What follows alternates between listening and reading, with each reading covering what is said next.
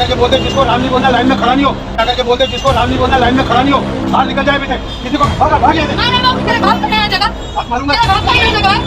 राम जी ने तो सबरी के झूठे बेर खाए, वो सबरी जो एससी में आती थी। आप उस राम को बदनाम कर रहे हैं जिस राम को हनुमान वानर नहीं अपना भाई समझा, उससे प्यार किया इतना हनुमान जी से। तो आप किसको बदनाम कर रहे हो? हिंदू धर्म को बदनाम करने वाले यही लोग हैं कि ये राम के हितैषी हो ही नहीं सकते। आपके घर में काम कौन कर रहा है? आज भी अब्दुल आता है, आज भी रहीम आ रहा है, आज भी खान आ रहा है। आप कैसे रोकोगे उसको? आप इस देश में हिंदू मुस्लिम करके इस देश को नहीं बांट सकते, क्योंकि ये देश बहुत मजबूती से बना हुआ है। मोदी सरकार भी ये नहीं चाहेगी कि भाईचारा खत्म हो। मोदी सरकार कहीं ना कहीं ऐसे लोगों का साथ नहीं दे सकती। नमस्कार साथियों, मेरा नाम है सुरेंद्र सिंह और आप देख रहे हैं एसएम न्यूज। आज मैं आपको एक ऐसी घटना दिखाने वाला हूं जिसको देखकर आपका दिल भी विचलित हो जाएगा। यह जो घटना है ये मुंबई की घटना है और मुंबई की घटना के अंदर मैं आपको दिखाऊंगा, पूरा वीडियो भी दिखाऊंगा, लेकिन छोटा वीडियो दिखाएंगे कॉपीराइट इश्यूज की वजह से। जो वीडियो है उसके अंदर दिखाया जा रहा है कि एक लंबी सी लाइन लगी हुई है, एक व्यक्ति भंडारा बांट रहा है, लेकिन भंडारा बांटते बांटते उसने लोगों को बड़ा बदतमीजी से लोगों को बेइज्जत करके उस लाइन से निकाल दिया। और उस आपका कहना यह है कि जो जय श्री राम का नारा लगाएगा वही इस भंडारे में लाइन में खाना खा सकता है। पहले वीडियो देख लेते हैं और इस विषय पर बात करने के लिए हमारे साथ डॉक्टर जे.के. गौतम है, जो लगातार समाज की बात करते रहते हैं। गौतम साहब, आपका स्वागत है हमारे चैनल में। बहुत बहुत धन्यवाद आपका, आपके चैनल को सैल्यूट है जो बारे में मुद्दे उठाता है। जी थैंक यू सर। जो विषय है उसको हम लोग देख लेते हैं। जितने भी साथी हैं उस विषय को ध्यान से देखें और वीडियो अच्छा लगता है तो इसको ज्यादा से ज्यादा शेयर करें। यह घटना बहुत चौंका देने वाली है। आप समझिए कि किसी अन्न के ऊपर किसी का नाम नहीं लिखा होता है। पहले वीडियो देख लेते हैं, फिर उसके बाद बात चल रही है। करके बोलते जिसको राम नहीं बोलना लाइन में खड़ा नहीं हो, बाहर निकल जाए बेटे, किसी को भाग जाए। आप मारूंगा। आप देखिए कि किस तरीके से एक महिला को सिर्फ उसने मास्क लगा रखा था, यानी कि इस तरीके से कपड़ा बांध रखा था, तो उसको लगा व्यक्ति को कि ये कोई मुस्लिम समाज की महिला है। उस महिला को बोलता है पहले जय श्री राम बोलिए, उसके बाद भंडारा मिलेगा, नहीं तो बाहर निकल जाओ। आपने देखा वीडियो सोशल मीडिया पर बड़ी तेजी से वायरल हो रहा है। क्या जो ये व्यक्ति विशेष है, इस व्यक्ति ने जो ये भंडारा बांट रहा है, क्या अनाज का पूछा इसने कि यह अनाज किसने बनाया है? किसी फखरुद्दीन ने बनाया है या किसी और मुस्लिम समाज के व्यक्ति ने बनाया है? या जो ट्रांसपोर्ट होकर आया है किस ट्रांसपोर्ट से बनकर आया है? या जो हलवाई है वो कौन से धर्म का आता है, कौन सी जाति का आता है? या यूं कहें कि सूरज निकलने से पहले किसी की जाति नहीं पूछता, किसी की धर्म नहीं पूछता है, तो फिर ये भेदभाव क्यों? ये कौन लोग हैं जो इस तरीके का जहर घोलने का काम कर रहे हैं? आप समझिए कि आज भी बहुत सारे लोग जो है वह कभी भी जो कावड़ यात्रा होती है उस तरीके की यात्राओं के अंदर भी गर्मी को देखते हुए मुस्लिम समाज के जो गांव पड़ते हैं उसके अंदर भी भंडारे का आयोजन करते हैं, वहां पानी का आयोजन करते हैं। आप वैष्णो देवी जाते हैं तो वहां पर भी मुस्लिम समाज के लोग इसको यात्रा को पूरा करने का कार्य करते हैं। उनके घोड़े सबसे ज्यादा चलते हैं। अमरनाथ पे बिना मुस्लिमों के ये धर्म का काम पूरा नहीं हो सकता है। क्या कहना चाहेंगे सर इस वीडियो को देखकर? आप किस नजर से आप देखते हैं, क्या कहेंगे सर? देखिए, ये आजाद भारत में मुझे नहीं लग रहा इससे पहले कभी ऐसा हुआ होगा। तो ये एक पूरे आजाद भारत में, और ये जो शासन है, ये जो 10 साल जो हमारे जो मोदी साहब के शासन में, ये भी एक पहली बार हुआ है कि कभी भंडारे पे, देखिए भंडारे में कभी भी, भंडारे का मतलब है कि कोई भी आदमी, कोई गरीब, कोई अमीर, कोई रिक्शे चलाने वाला, कोई रेहड़ी चलाने वाला, कोई भिखारी तक उसमें आते हैं और आराम से वो खाना खा के जाते हैं।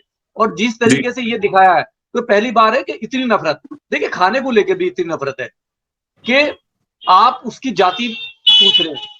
आप ये कह रहे हैं कि आप पहले जय श्री राम बोलिए, यानी अगर वो जय श्री राम बोल देती है तो आपको मालूम हो जाएगा कि वो हिंदू है, हिंदू समुदाय से आती है। यानी आप हिंदू मुस्लिम में भी ये कर रहे हैं, और ये बहुत बड़ा अपराध है। इसमें तो भारत सरकार को संज्ञान लेना चाहिए। ये जो हमारी जो सरकार है, जो अमित शाह है, जो हमारी जो प्रधानमंत्री है, जो गवर्नमेंट है, इसको संज्ञान लेना चाहिए। और जितने भी लोग भंडारे बांटने वाले लोग हैं इनको सजा होनी चाहिए, क्योंकि ये खाने के नाम पे जहर घोल रहे हैं।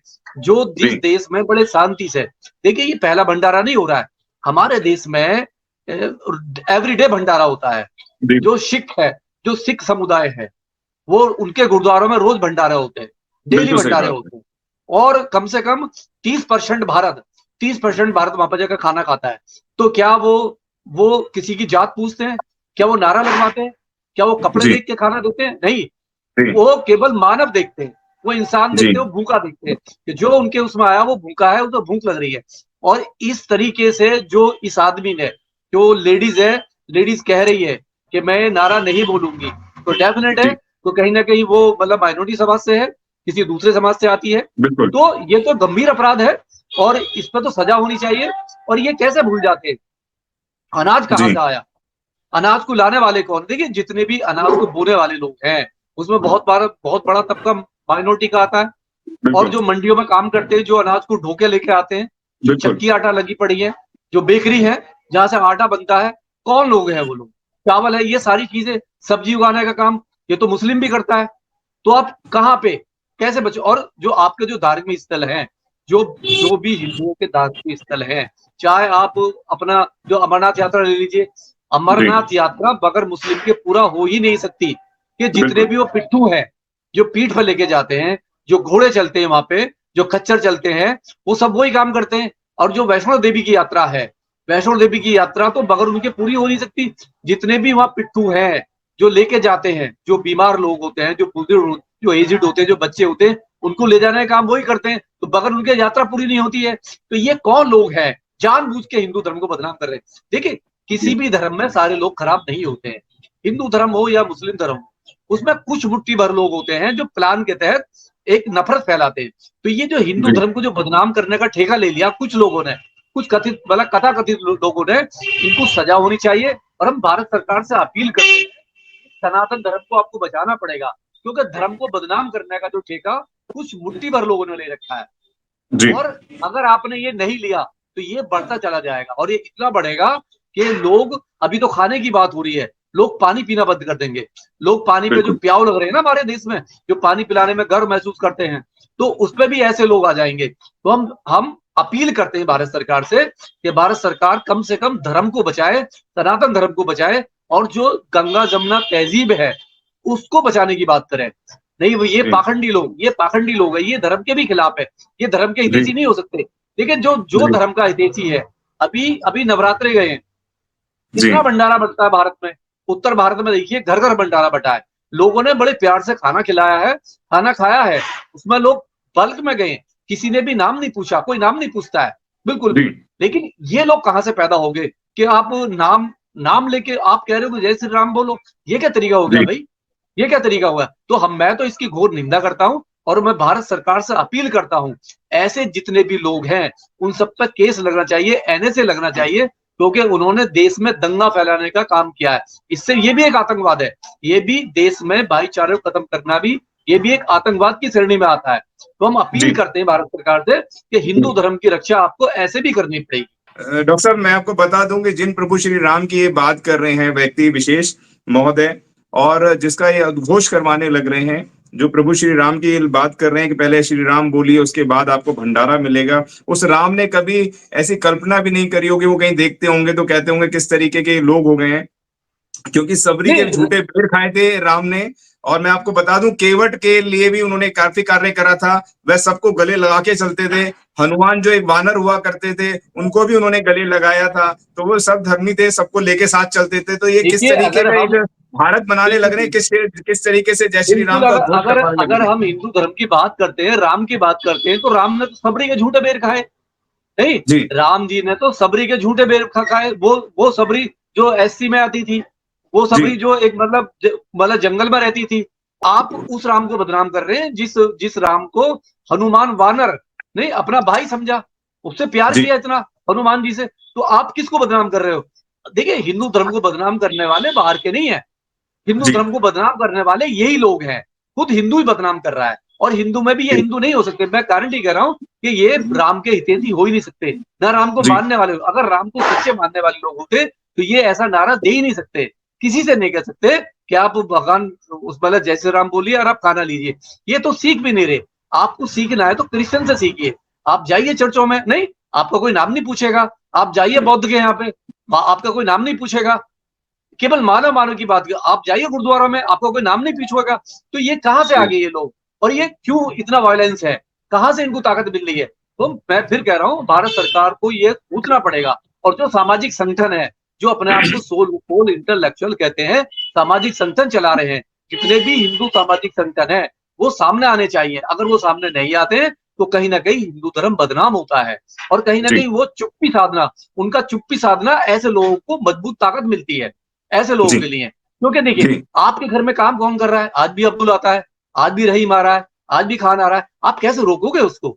आपके घर में बिजली का काम अब्दुल करता है, इलेक्ट्रिशियन का काम अब्दुल करता है, आपकी जब आपका फ्रिज खराब होता है वो अब्दुल कर रहा है, वॉशिंग मशीन वो कर रहा है, आरओ ठीक आपका अब्दुल कर रहा है, टीवी आपका वो कर रहा है, आपके घर पे टाइल पत्थर का काम अब्दुल कर रहा है। और सबसे बड़ी बात है कि जाली गेट का जो काम है, जो डेकोरेशन का काम है, जो पेंटर है, वो अब्दुल कर रहा है। कैसे रोकोगे आप उसको? कैसे जी रोकोगे आप इस देश में हिंदू मुस्लिम करके इस देश को नहीं बांट सकते, क्योंकि ये देश बहुत मजबूती से बना हुआ है।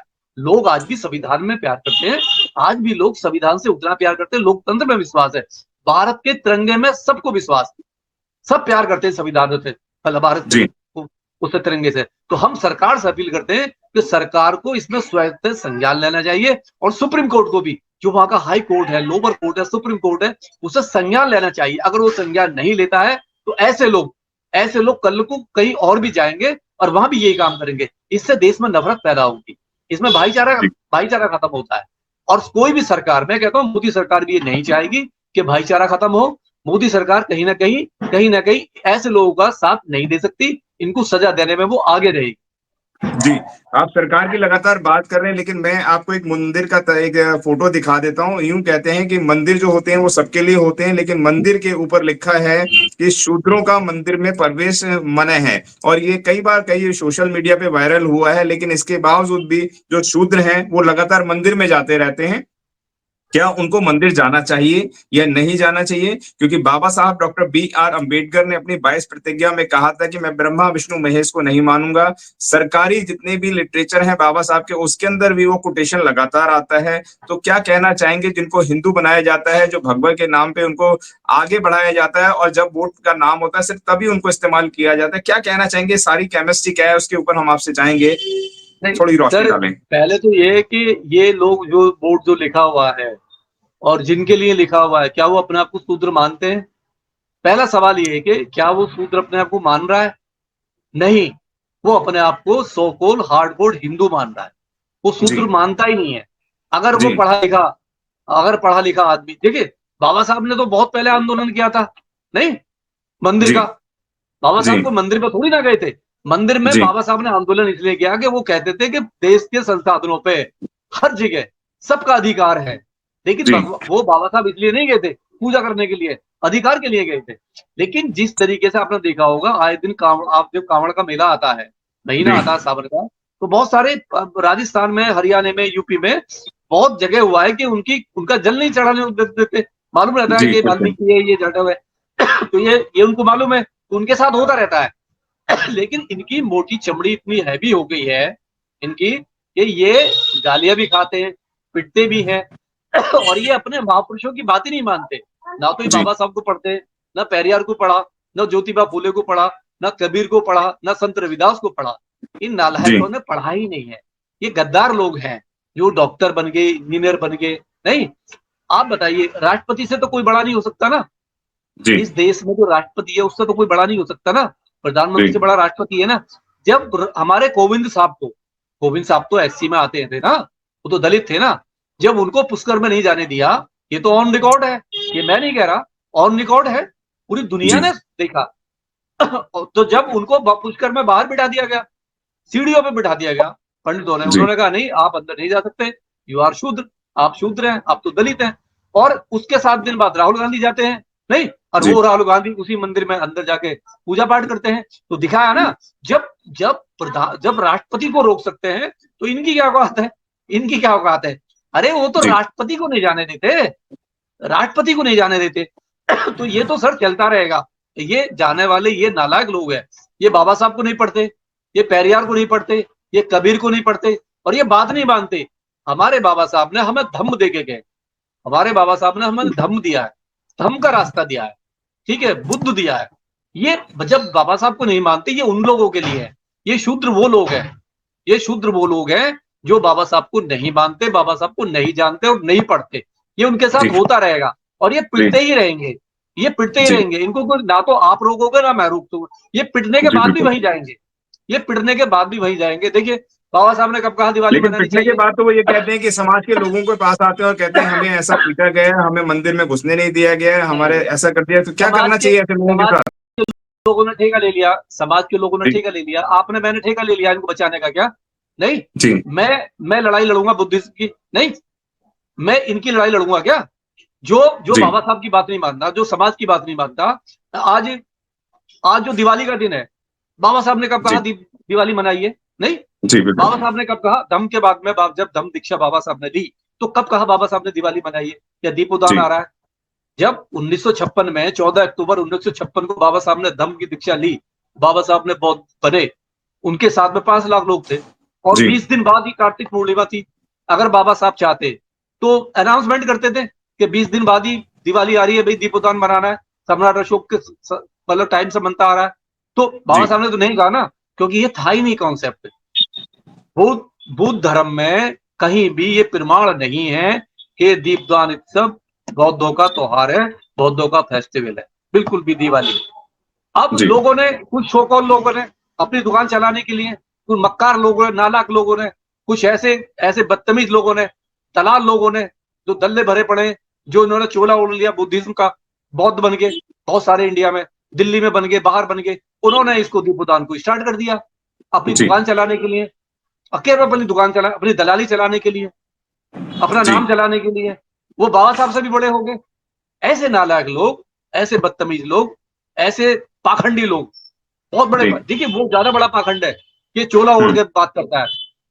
उसमें बहुत सारे हमारे जो भिक्खु भी मिल जाएंगे आपको, जी अभी एसएन एसएन बौद्ध जैसे घूम रहे। नहीं, जी क्या है ऐसे लोग? ये जो लोग हैं, ये बड़े पाखंडी लोग हैं। ये तो बाबा साहब से भी बड़े हो गए। ये आज ये आराम से दीपक जला रहे हैं और लोगों से भी कह रहे हैं जलवाइए आप, और एग्जाम्पल दे रहे हैं पता नहीं कहां कहां का।